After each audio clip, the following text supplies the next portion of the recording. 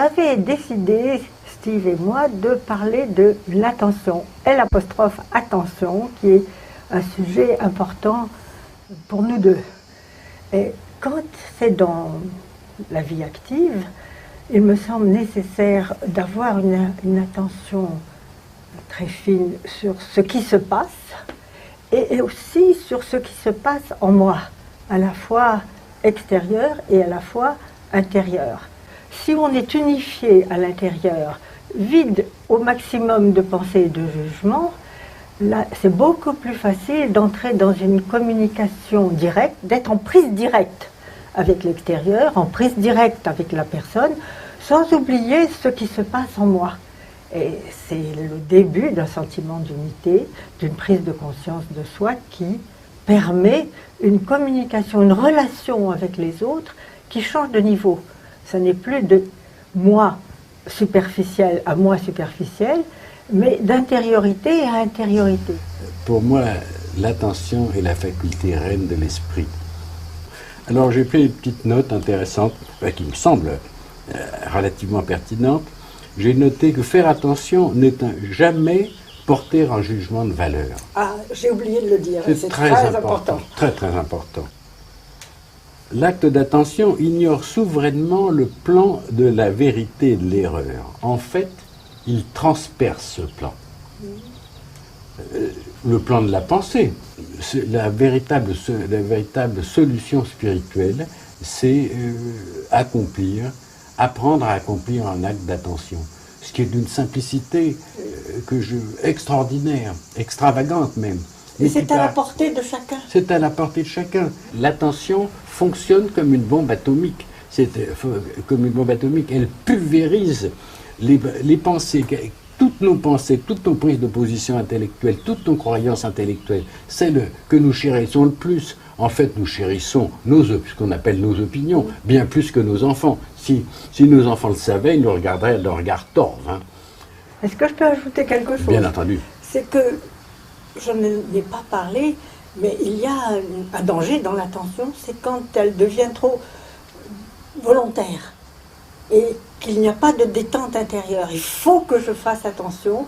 Il y a une sorte de volonté, disons égotique, pour employer le mot habituel, qui fait qu'il y a la flèche dont vous parlez ne part pas d'un endroit détendu, profond, clair. Oui, c'est tout à fait ça. Très embêtant. C'est purement descriptif. Ce que vous dites est purement descriptif. En fait, on pourrait dire que l'acte d'attention est à jamais vide d'intention.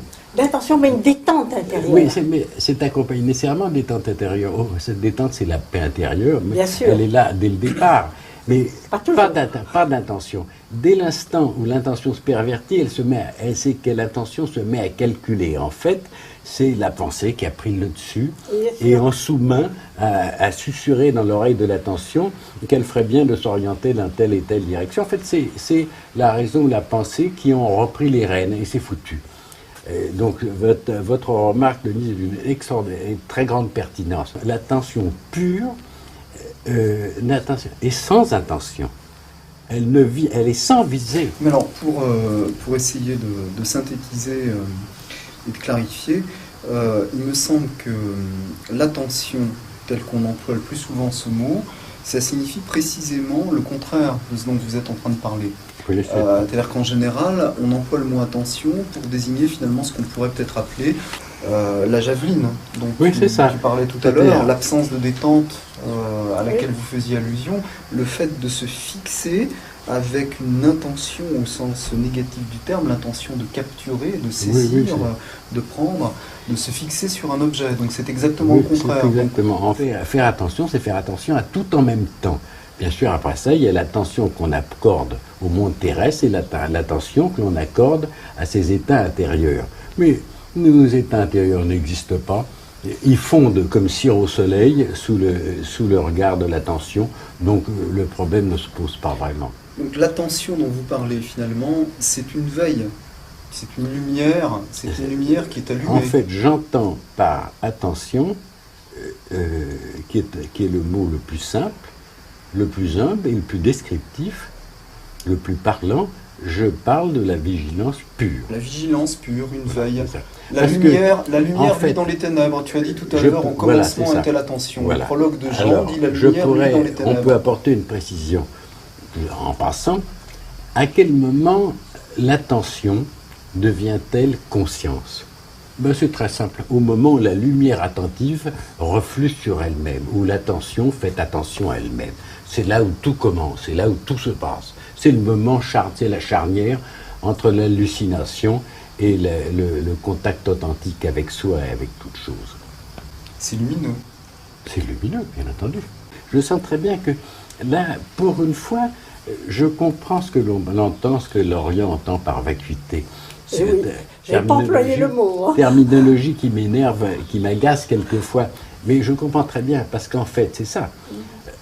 L'attention, faire attention, accomplir un acte d'attention en direction de ses pensées, des images mentales qui surgissent, de tous nos états d'âme, alors là, on peut dire qu'effectivement, il y avait toutes sortes d'êtres ignobles qui couraient, et qui peuplaient ce grand vide intérieur, de crapauds, de serpents, qui étaient déguisés en bonnes fées, mais qui étaient tout de même des crapauds et des serpents.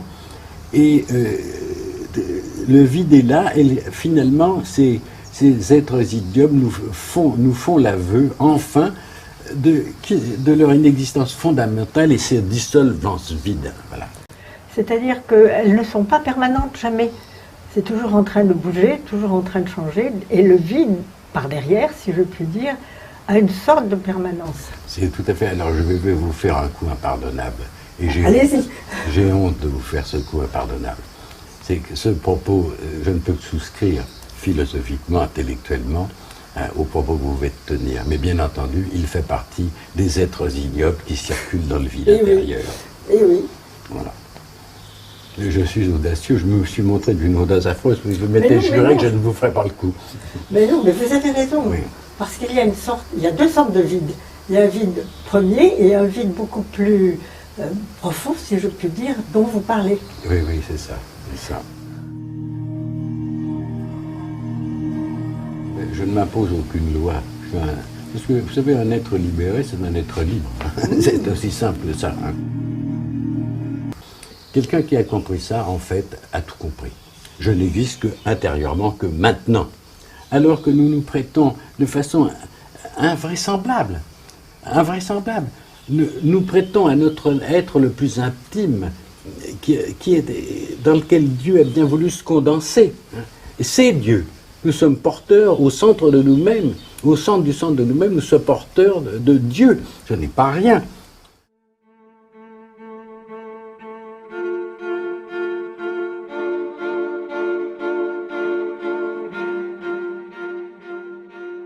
Curé, plombier, député. Moi, ce qui m'intéresse chez toi, c'est ta façon de présenter d'une façon très très claire la part créaturielle et la part, tu vois, et le créateur, la créature. Alors, la notion de Dieu, je ne suis pas un croyant, je ne prête aucun sens au mot Dieu, mais Dieu au Père, à Dieu le Père, mais c'est un concept irremplaçable qui est un artifice dont je me sers pour rendre compte de ce qui se passe. Alors en fait, nous sommes là dans une antériorité, la plus grande antériorité de l'être. La création, les choses n'ont pas encore été mises en place, la création n'a pas eu lieu. Il n'est que nous sommes dans la dimension première, primordiale de l'esprit pur. Alors, le propre de la créature est d'être vide à jamais de la moindre parcelle de pouvoir créateur. C'est pour ça que j'aime bien répéter pendant mes conférences, que vous savez, le type que vous avez devant vous, ce type, ça pourrait être une nana, il vit et possède moins de pouvoir qu'une poule. Et l'âme créature, la part créaturielle de nos âmes possède moins de pouvoir qu'une poule, mais elle a un pouvoir de génération, d'engendrement. Et qu'engendre-t-elle? Quel est le boulot? On a vu que Dieu faisait le réel, c'était son boulot. Quel est le boulot de la créature? C'est d'engendrer un irréel pur, absolument